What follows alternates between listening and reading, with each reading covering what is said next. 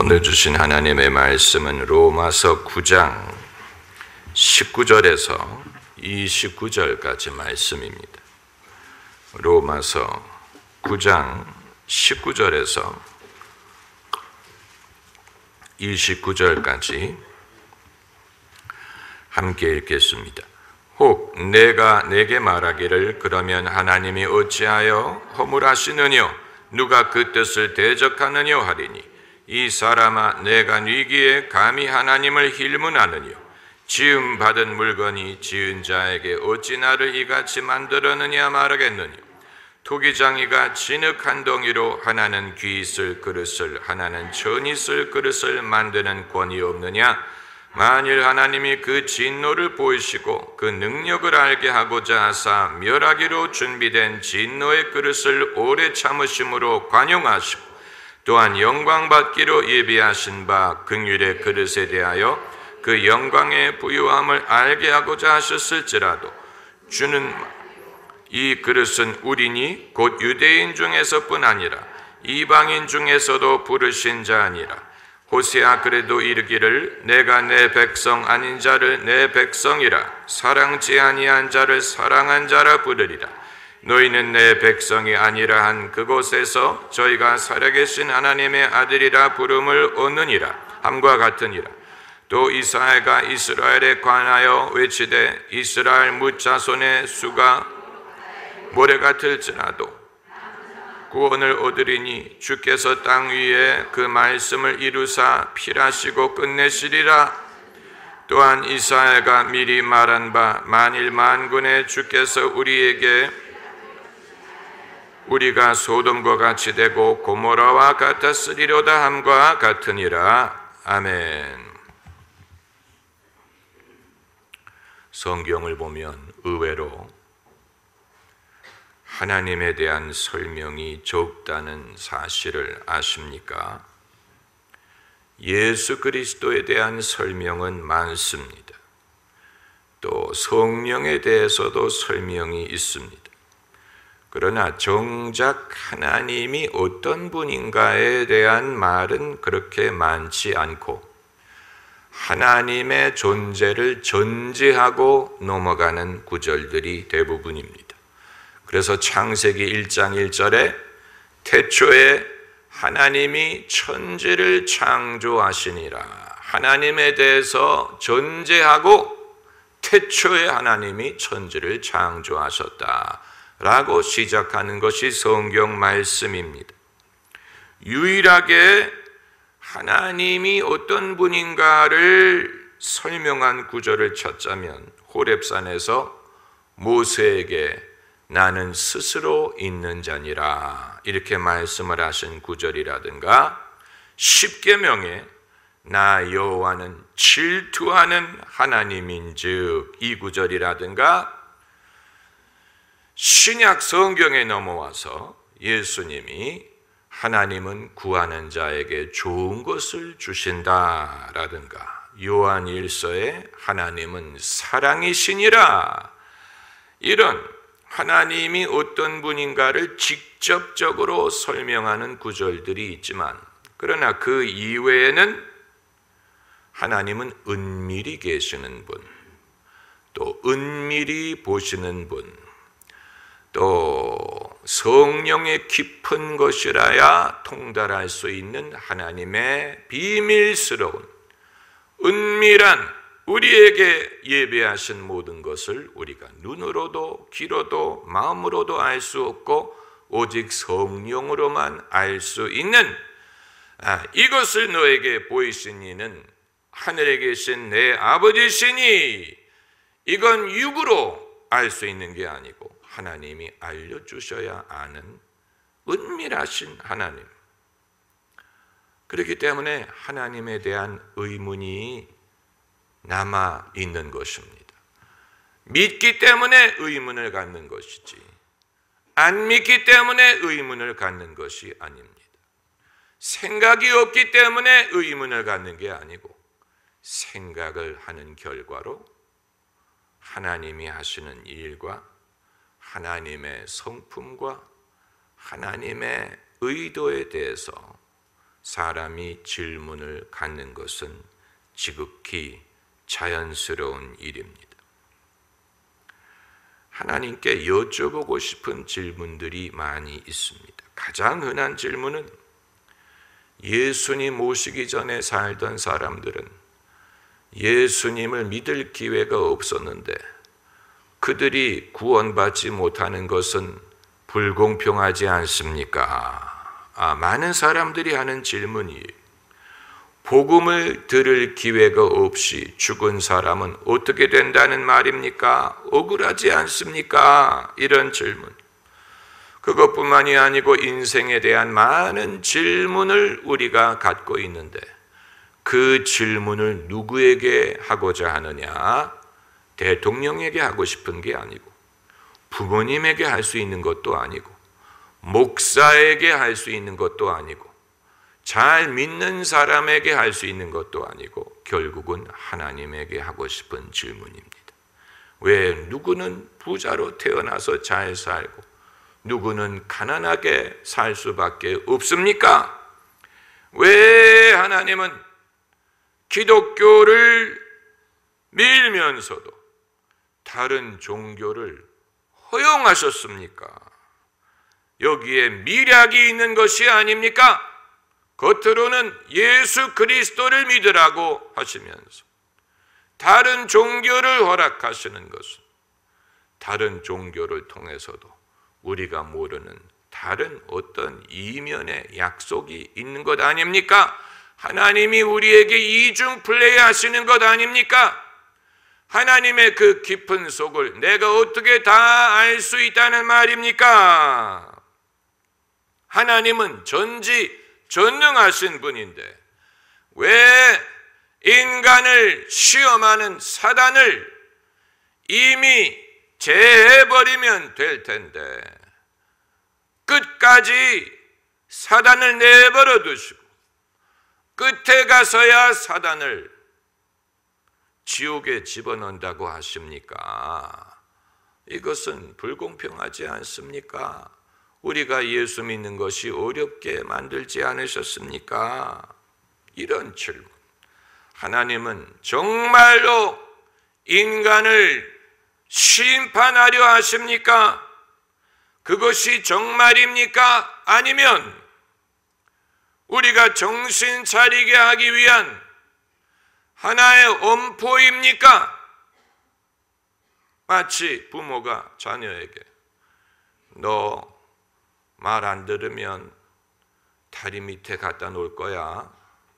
그렇다고 다리 밑에 갖다 놓았다는 부모는 들어본 적이 없는데 하나님도 인간이 정신 차리게 하기 위하여 엄포를 하는 게 아닙니까? 정말 사람을 지옥에 보내려고 하십니까? 그것이 하나님의 뜻이고 하나님의 선하심입니까? 그것이 과연 옳습니까?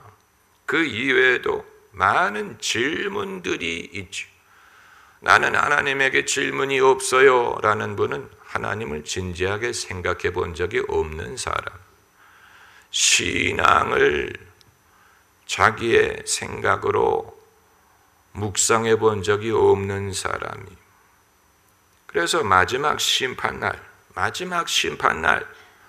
하나님이 모든 사람에게 하실 말씀이 있을 그때에 하나님만 사람에게 하실 말씀이 있는 게 아니고 사람들도 그때 가서 하나님에게 하고 싶은 말이 있지 않을까. 마치 청문회를 열듯 하나님을 청문회 증언석에 앉으시게 하고 그동안 인류가 하나님께 여쭙고 싶었던 많은 질문들을 하고자 하지 않을까.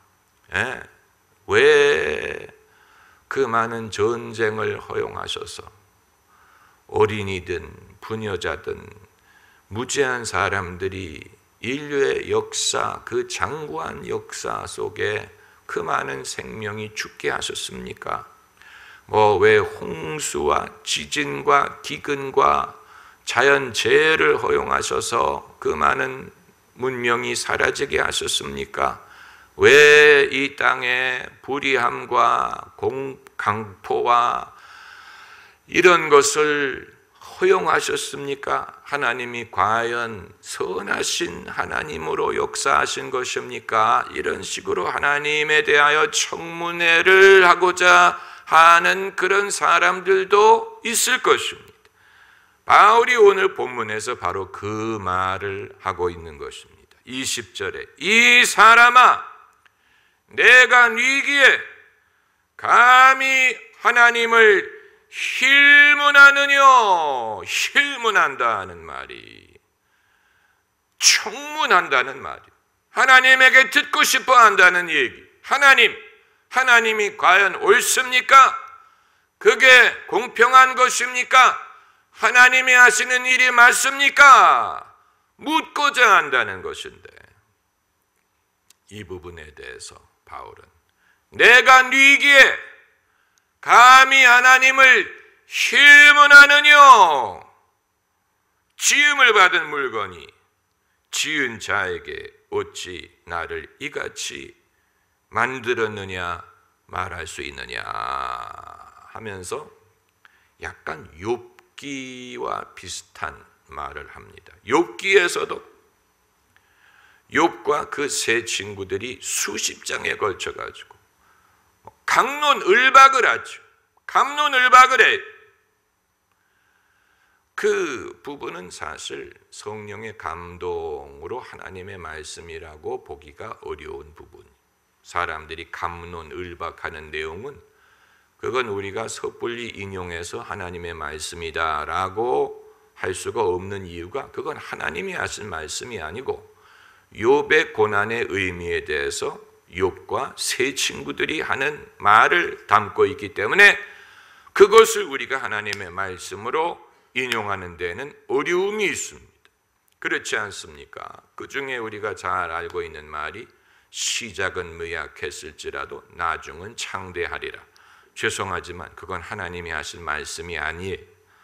욥의 세 친구가 한 말을 우리가 따다가 인용할 수 없어. 그렇지 않습니까? 여러분 중에 나 몰랐어.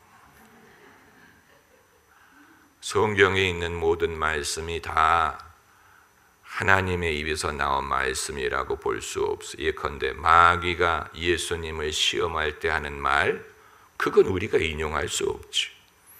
내가 하나님의 아들이라면 뛰어내리라. 그건 우리가 인용할 수 있는 말이 아니에요. 그렇지 않습니까? 저 선악을 알게 하는 열매를 먹으면 내가 눈이 밝아지고 지혜가 있어서 하나님처럼 되리라. 이거 우리가 인용할 수 있는 말이 아니에요.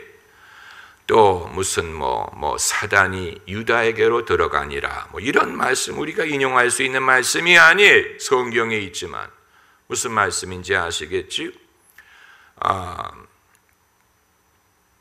그렇기 때문에 근데 욥기에서 하나님이 마침내 나타나셨을 때 우리가 기대하는 바는 그들이 궁금해하는 것에 대해서 좀 대답을 해주셨으면 좋겠는데 하나님은 뭐라고 말씀하시냐면 무지한 말로 이치를 어둡게 하는 자가 누구뇨 이렇게 말씀하십니다. 오늘 본문에서 내가 니길래 하나님을 힐문하느냐라고 한 것과 좀 비슷합니다.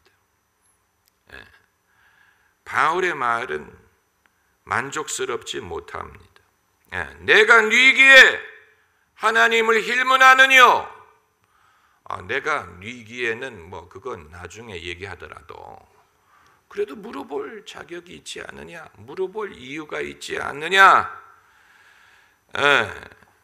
하나님이 당신의 일을 하지 않으셨다면 물을 일이 없지만 하나님이 인간을 만드셨고 허용하셨고 여기까지 우리가 오고 그런 상황에서 당연히 질문이 있을 수밖에 없죠. 그리고 질문은 가장 최고의 책임자에게 갈 수밖에 없는 것입니다. 가장 최고의 책임자, 우주를 다스리시는 하나님에게 질문할 수밖에 없는 것들이 많이 있어. 우리가 위계질서를 통해서 말이 올라갈지 몰라요. 아내는 남편에게 질문하고, 자녀는 엄마에게 질문하고, 강아지는 애들에게 질문하고, 남편은 그럼 누구에게 질문합니까? 뭐 형에게 묻던가, 뭐 친구에게 묻던가, 교회를 다닌다면 뭐 목사님에게 묻던가. 그럼 목사님은 누구에게 묻습니까? 자기를 가르쳐준 선배 목사님이나 스승 목사님이 있으면 좋지만, 그렇지 않은 경우는 뭐 책을 읽으면서 기도를 한다든가. 그런데 결국은 궁극적으로 우리가 묻고자 하는 모든 질문은 하나님에게 하는 질문, 하나님에게 하는 질문. 사실은 우리가 하는 말의 대부분은 하나님에게 해야 되는 말이에요. 글쎄, 누가 그렇게 하지 않았겠어? 세상에 어찌 그럴 수가 있을까? 맞아, 참아. 뭐 우리가 하는 대부분의 말은 사실은 하나님에게 해야 되는 말이, 기도로 아뢰야 되는 말이. 사실 기도를 많이 하는 사람은 별로 할 말이 없어요. 왜냐하면 자신의 모든 질문과 모든 사연이 이 기도를 통해서 다 해결이 되기 때문에 할 말이 별로 없죠. 다 해결이 됐기 때문에. 그러나 그러지 않으면 그럴수록 사람의 말이 많아지는 것입니다. 사람의 말이 많아. 그건 뭐 이해가 되는 것인데, 예수님도 십자가상에서 하나님에게 질문을 하셨어요. 무슨 질문을 하셨습니까? 나의 하나님, 어찌하여 나를 버리셨나이까? 예수님도 아버지에게 질문하실 때가 있었어. 어찌하여 나를 버리셨나이까? 물론 이것은 이 시편에 있는 말씀, 시편의 예언이 이루어지는 것이고, 뭐 신학자들은 그 순간에 예수님이 세상 죄를 대속하시기 때문에 그 순간만큼은 하나님이 예수님을 버리신 것이다, 이런 식으로 신학자들이 설명을 하지만, 그러나 예수님의 심리 상태는 그 순간에 하나님이 당신을 버린 것처럼 느낀. 그래서 하나님에게 여쭌 거예요. 어찌하여 나를 버리셨나이까? 예수님도 하나님에게 질문하고 싶은 게 있을 때가 있었어요. 우리는 오죽하겠습니까? 그런데 이제 여기에 대한 해답을 우리가 본문에서 발견해야 됩니다. 여기에 21절을 보면 토기장이가 진흙 한 덩이로 하나는 귀 있을 그릇을 하나는 천이 있을 그릇을 만드는 권이 없느냐. 예레미야서에 있는 그 토기장이의 비유를 연상시키는 것입니다. 여기서 진흙이란 인간을 만드는 그 소스, 진흙으로 사람을 만들었죠. 그릇이 뜻하는 것이 사람이, 진흙으로 귀 있을 그릇을 만들 수도 있고 천 있을 그릇을 만들 수도 있어요. 그건 누가 정하는 것입니까? 하나님이 정하는 것입니다. 그러나 귀 있을 그릇이든 천 있을 그릇이든 한 가지 공통점이 무엇입니까? 쓴다는 사실. 하나님이 쓰기 위해서 만드는, 귀한 그릇이든 천한 그릇이든 간에 하나님의 목적을 위하여 쓰기 위해 만든 것이기 때문에 우연하지 않고 무의미하지 않아. 다 이유가 있어. 다 이유가 있어서 그렇게 하시는, 쓰기 위한 것. 그걸 우리가 믿어야 돼. 이렇게 되었든 저렇게 되었든 내가 원하지 않았던 방법일지 모르지만, 그럼에도 불구하고 우연한 일이 아니고 무익한 일이 아니고 쓰기 위한 것이었어. 하나님이 쓰기 위한 것이었어. 어떻게 쓰기 위한 것이었느냐? 그건 하나님만이 알 수 있고 우리가 모를 수 있어요. 네. 그리고 그 다음 절에 만일 하나님이 그 진노를 보이시고 그 능력을 알게 하고자 하사 멸하기로 준비된 진노의 그릇을 오래 참으심으로 관용하시고, 여기에서 알게 하고자 라는 말이 나오지요. 21절에도 알게 하고자 라는 말이 나옵니다. 하나님이 하시는 이 일은 인간이 알게 하기 위한 것입니다. 첫째는 쓰기 위한 것이고 둘째는 알게 하기 위하여. 무엇을?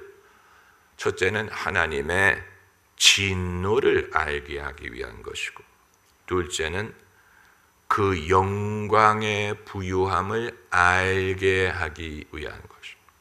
그러므로 사람이 이런저런 일을 겪었을지라도 그것을 통하여 무언가 깨닫는 것이 있다면 그것은 헛되지 않습니다. 그 목적으로 하나님이 허용하시는 것입니다. 알게 하기 위하여. 무엇을 알게 하기 위한 것이냐? 첫째는 하나님의 진노, 또 하나님의 능력, 또 하나는 긍휼, 그리고 영광의 무엇? 부요함. 그냥 영광이 아니고 영광의 부요함을 알게 하기 위한 것입니다. 인류가 그러지 않으면 알 도리가 없기 때문에 알게 하기 위하여, 하나님의 그 지혜를 알게 하기 위하여 예컨대 바로 같은 사람의 마음을 강팍하게 하신다든가. 바로는 악한 사람이었지만 하나님이 바로를 강팍하게 하심으로 당신의 구원의 능력과 지혜를 보이셨죠. 그러니까 바로도 그 목적으로 하나님이 그렇게 하신, 이 모든 것이 그냥 우연이 되는 일이 아니라는 얘기입니다. 그냥 우연이 되는 일이 아니. 그리고 그럼 왜 누구는 긍휼을 입고 누구는 진노를 입습니까? 불공평하지 않습니까? 그러나 하나님의 진노에 대해서 뭐라고 말씀하셨어요? 그 진노를 보이시고 능력을 알게 하고자 하사 멸하기로 준비된 진노의 그릇을 어떻게 하십니까? 오래 참으심으로 관용하시고. 진노의 그릇이라도 하나님은 그냥 단번에 그냥 갖다 버리는 게 아니고 오래 참으심으로 관용하신다고 했어요. 우리가 그것을 믿어야 됩니다. 왜 예수님의 재림이 속히 이루어지지 않았느냐? 관용하시고 오래 참으시는 것, 회개하기를 기다리시고 믿기를 기다리시고 최대한 구원받을 수 있는 기회를 주기 위한 것입니다. 하나님도 일찍 끝내면 좋지요. 그러나 당신의 이 진노받을 그릇을 오래 참음으로 관용하시는 이 하나님의 이 성품, 하나님의 성품, 그리고 긍휼, 하나님의 오래 참음, 하나님의 믿음, 하나님의 믿음이라고 말하면 좀 어폐가 있지만 하나님도 오래 참고 기다리신다고 했어요. 만약에 여기에서 하나님이 어떤 분인가를 알지 못한다면 그 사람은 결코 하나님을 알 수 없습니다. 기도하십시다.